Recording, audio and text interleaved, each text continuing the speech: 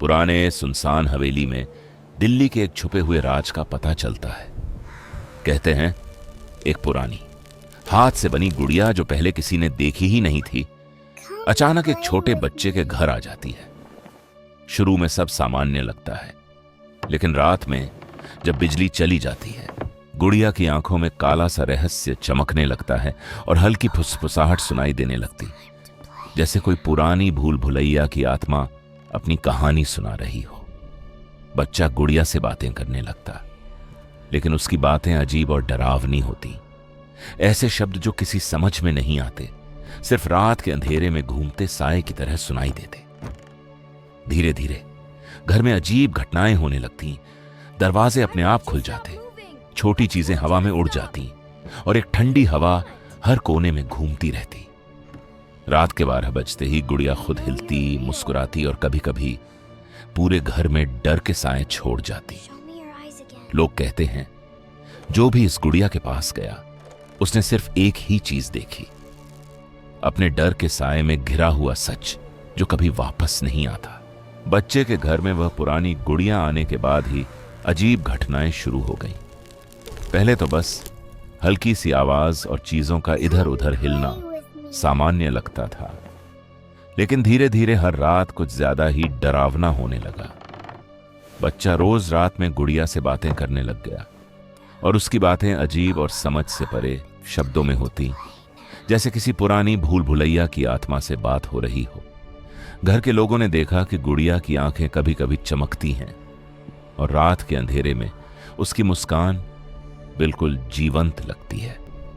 पड़ोसी भी कहीं से कहीं अजीब आवाजें सुनते और दरवाजों के अपने आप खुलने बंद होने की शिकायत करते। धीरे धीरे पूरा घर एक अजीब सी ठंडी और भयानक हवा में घुलने लग गया और सबको लगता कि कोई अदृश्य शक्ति हर कोने को देख रही है। लोग कहते हैं पहले भी इस गुड़िया के साथ रहने वाले लोगों ने अजीब सपने और भयंकर हादसे देखे, लेकिन कोई भी उससे दूर जाने की हिम्मत नहीं कर पाया। शुरुआत में छोटे छोटे अजीब संकेत ही दिखने लगे थे। कभी कभी गुड़िया अपने स्थान से हल्की सी हिलती, जैसे किसी ने उसे छुआ ही ना हो। रात के समय घर में अजीब फुसफुसाहटें सुनाई देती। कभी कभी कोई नाम पुकारता, कभी किसी अज्ञात भाषा में शब्द। बच्चों के कमरे की लाइटें अचानक टिमटिमा उठती और कुछ पल के लिए सब कुछ डरावना साया सा लगने लगता। बच्चा गुड़िया से लगातार बातें करने लगता, लेकिन उसकी बातें और भी रहस्यमय हो जाती। ऐसे शब्द जो केवल अंधेरे में ही समझ आते और सुनाई देते। धीरे धीरे घर के लोग महसूस करने लगे कि गुड़िया हमेशा उनके हर कदम पर नजर रख रही है। उसकी आंखों में अजीब सी चमक और मुस्कान कुछ ऐसा थी जो रात में सुकून देने की बजाय डराती थी। पड़ोसियों ने भी बताया कि रात में घर से अजीब आवाजें आती, कभी धीमी हंसी, कभी फुसफुसाहट और कभी कभी अचानक दरवाजे अपने आप खुलते। यही वो समय था जब परिवार को समझ में आया कि यह केवल कोई साधारण गुड़िया नहीं है, बल्कि कुछ अंधेरा और कहीं से भी इंसानी समझ से परे मौजूद है। धीरे धीरे गुड़िया का व्यवहार और भी भयानक होने लगा। अब वह केवल हिलती और फुसफुसाती नहीं थी। कभी कभी कमरे में चीजें अपने आप उड़ने लगती, किताबें और खिलौने हवा में इधर उधर झूलते। बच्चा गुड़िया से दिन रात बातें करता और उसकी बातें अब डरावनी चेतावनियों जैसी लगने लगी।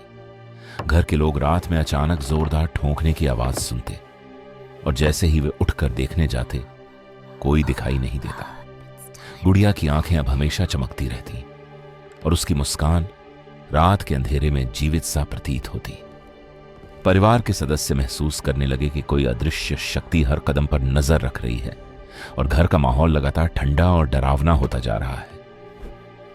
पड़ोसी भी अब घर के आसपास अजीब गतिविधियां महसूस करने लगे। रात में हल्की हल्की हंसी, अजीब साया और कभी कभी अचानक बंद दरवाजों से तेज आवाजें। अब सबको पता चल गया था कि यह गुड़िया केवल कोई खिलौना नहीं है, बल्कि कोई प्राचीन दुष्ट आत्मा है जो डर और अंधेरे की ताकत से जीवित है। रात का समय था और घर में अजीब सन्नाटा छाया हुआ था। बच्चा अपने कमरे में सो रहा था, लेकिन गुड़िया अब सामान्य नहीं रही थी। वह खुद हिलने लगी, धीरे धीरे उठकर कमरे में घूमने लगी। उसकी आंखों में अब डरावनी चमक और मुस्कान किसी जीवित प्राणी जैसी लग रही थी। अचानक बच्चा जोर जोर से चिल्लाने लगा, जैसे कोई अदृश्य शक्ति उसे पकड़ रही हो। माता पिता दौड़कर आए, लेकिन जैसे ही कमरे की लाइट जली, गुड़िया कहीं दिखाई नहीं दी। सिर्फ एक कोने में बैठी मुस्कुरा रही थी। उसकी मुस्कान में कुछ ऐसा था जो डर को और बढ़ा रहा था। हर चीज अचानक थम गई थी, लेकिन घर की हवा अभी भी ठंडी और भारी थी। लोग कहते हैं कि उस रात के बाद से गुड़िया कभी कभी खुद दिखाई देती है, कहीं खिड़की पर, कहीं दरवाजे के पास, जैसे वह हमेशा घर और बच्चों की निगरानी कर रही हो। जो भी उसके करीब जाता है उसे बस एक ही चीज महसूस होती है, असीम डर और यह एहसास कि गुड़िया केवल एक खिलौना नहीं बल्कि एक जीवित दुष्ट आत्मा है। कहते हैं आज भी अगर आप पुराने दिल्ली के बाजारों में घूमें तो आपको कहीं वह पुरानी हाथ से बनी गुड़िया मिल सकती है।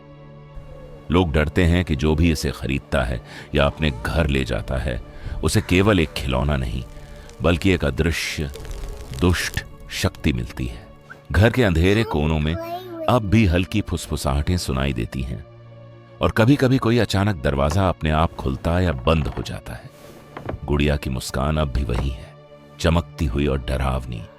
जो भी उसके करीब जाता है उसे बस एक ही एहसास होता है कि कोई जीवित शक्ति हर कदम पर नजर रख रही है और यह डर कभी खत्म नहीं होगा।